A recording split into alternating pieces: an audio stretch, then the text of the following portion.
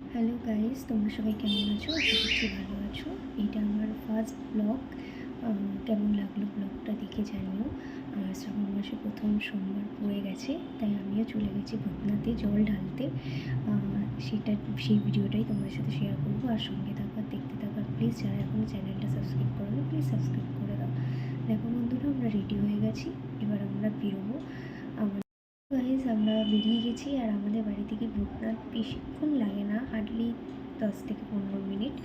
তো আমরা ভূতনাথ মন্দিরের কাছাকাছিও চলে এসেছি। তোমরা জায়গাটা চিনে দেখতে পাচ্ছ, বুঝতে পারছো কোথায় আছি। আর কিছুক্ষণের মধ্যে মন্দিরেও ঢুকে যাব। তো চলো ভিডিওটা দেখতে থাকো। मुझको नंदी बना ले, अपना संगी बना ले, अपना बंदी बना ले मेरे भोले। मुझको नंदी बना ले, अपना संगी बना ले, अपना बंदी बना।